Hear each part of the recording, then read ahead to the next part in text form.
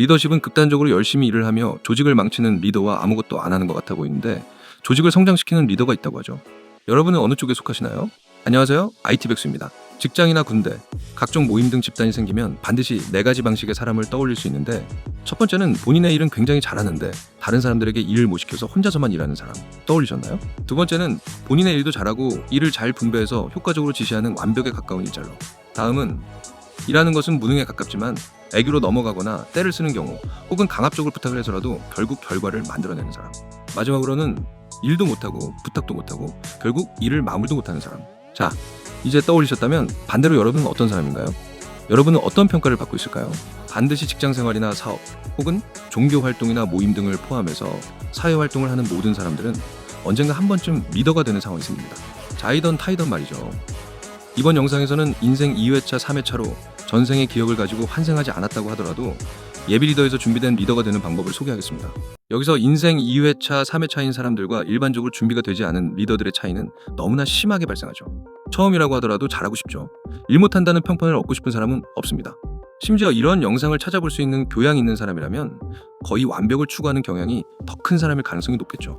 하지만 슬프게도 대부분의 경우 리더의 자리에 책임감을 느끼며 누구보다 열심히 일하지만 결국 조직을 망치는 경우도 발생하는데 일하는 방식이 충격적입니다. 대부분 단순히 일을 만드는 능력을 넘어 판을 짜는 환상적인 능력으로 상황을 통찰의 수준으로 세운 가설과 계획을 바탕으로 확실한 액션 플랜을 실행하고 발생하는 문제들을 합리적이면서 객관적인 분석에 따라 즉각 해결해 나가며 구성원들과 비전을 공유하고 가치 있는 목표를 정하는데 누구보다 열심히 일하지만 슬프게도 유능함으로 포장된 이 업무 방식은 조금 과장을 더하면 조직을 파괴시킵니다. 급기야 업무 지시를 따르는 구성원이 늘어나면 늘어날수록 문제는 더욱 심화되며 결국 손대지 못할 정도로 빠르게 악화되곤 하죠. 여기까지는 그나마 리더의 포지션과 역할을 제대로 구분하는 능력이 있다면 다행이지만 소름 끼치게도 조직을 이끌기 위해 어울리지도 않는 카리스마를 배우겠다는 생각까지 하는 경우라면 최악의 결과를 맞이하게 될 수밖에 없을 겁니다. 여기서 인생 2회차, 3회차 산 것 같은 사람들을 우리는 일반적으로 천재라고 하죠.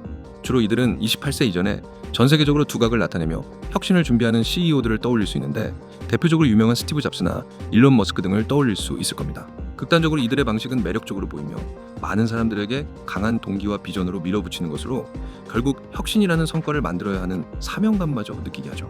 그뿐만 아니라 이들의 카리스마가 마치 리더십의 정답처럼 회자되는데 여기서 단 한 권의 책만 읽은 사람이 가장 무섭다는 말을 실감할 수 있게 됩니다. 결국 천재들의 방법만으로 익힌 대부분의 리더십은 성장은 고사하고 유지도 버거운 게 현실이죠. 그 이유를 살펴보면 과거에는 카리스마가 곧 리더의 상징이었습니다. 이러한 이유로 흡사 군대처럼 상명하복 같은 방식으로 신속하고 빠른 생산성 그리고 일관성을 유지하는데 초점을 맞춰왔습니다. 그러나 지금의 스타트업 같은 새로운 조직들은 오히려 지식이나 창의적인 업무들의 비중이 높아졌다고 볼 수 있는데 이에 따라 강압적인 방식은 침묵 비용으로 돌아오게 되고 오히려 오류나 혁신 등을 방해한다는 것을 요즘의 젊은 리더들은 모르는 사람이 없을 정도입니다. 여기서 리더십을 크게 2가지로 구분해서 접근해 볼 수 있을 겁니다.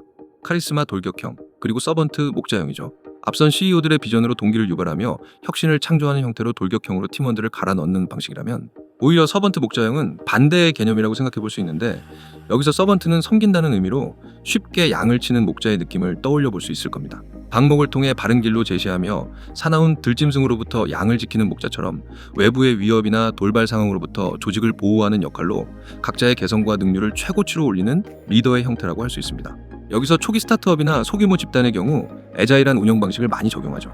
여기서 애자일이란 민첩하다는 뜻으로 주로 소프트웨어 개발 분야에서 출발했는데 지금은 조직 운영 방식 전반을 의미하는 용어로 확장되었습니다. 쉽게 설명을 하면 목표를 설정하고 짧은 주기로 가설과 검증을 반복하는 방식인데 이로써 빠른 피드백을 받아 올바른 방향으로 가기 위한 방법으로 많이 쓰입니다. 2가지 방식의 리더십을 애자일 방식에 적용해 프로젝트를 진행하게 된다면 어떨까요? 예상이 가능한 대로 장점과 단점이 극명하게 나뉠 건데 돌격의 방식은 빠르지만 리더의 의존성이 높아질 우려가 크고 결국 리더의 직관에 따르게 될 가능성이 높습니다. 여기서 직관이란 설명이 생략된 전략으로 결국 팀원들과 상호소통으로 병렬의 방식이 아닌 직렬의 방식으로 리더 위주의 서포팅 팀이 될 가능성이 있으며 이런 경우 조직이 더 이상 성장하기 어려운 것은 불보듯 뻔할 겁니다. 반대로 목자형의 경우는 분명 책임의 문제로 의사결정의 지연을 예상할 수 있겠지만 역시나 병렬의 형태로 이론상 무한대의 확장이 가능해질 수 있다는 말이 되는 것이죠. 예를 들어 자유를 제대로 사용하기 위해서 울타리와 마감, 그리고 리뷰 등은 필수라고 할 수 있습니다. 즉, 울타리라는 최소한의 규칙과 마감이라는 약속, 그리고 리뷰를 통한 피드백을 사례로 관습을 만드는 방법과 같이 나만의 시스템을 도입해야만 합니다. 피드백을 바탕으로 쌓인 사례를 바탕으로 집단이 하나처럼 생각하고 결정해 나갈 수 있다면 내 손을 덜 찾게 만드는 장치가 되는 것이고 올바른 방향으로 가고 있다고 할 수 있죠. 따라서 리더는 이끄는 조직을 시스템으로 바라볼 수 있어야 하고 시스템이란 확장이 가능할 수 있어야 합니다. 이쯤이면 목자와 같은 리더십이 정답이라고 말한다고 생각할 수 있을 겁니다. 하지만 사실 극단적으로 리더십을 두 가지로 나누었지만 현실적으로 어느 한쪽만으로는 오래가는 것은 고사하고 유지하기도 어려울 것입니다. 결국 급할 때는 내가 먼저 뛰고 평소에는 팀원들이 먼저 뛰게 만드는 힘, 이 두 가지를 오르내릴 수 있어야 한다는 것인데, 정리하자면 사람과 흐름을 챙기는 리더십은 거창한 이론이 아니고 방법론으로 빠지면 한도 끝도 없이 헤매게 될 가능성이 높죠. 따라서 지금 이 영상의 목적은 불확실한 미래를 미리 생각의 지점을 제한하는 것이 목적이었다고 할 수 있는데, 이 영상을 시청하는 리더 혹은 예비 리더들이 생각하는 리더십이란 어떤 건가요? 목자형인가요? 아니면 전장을 활용하는 멋진 CEO인가요?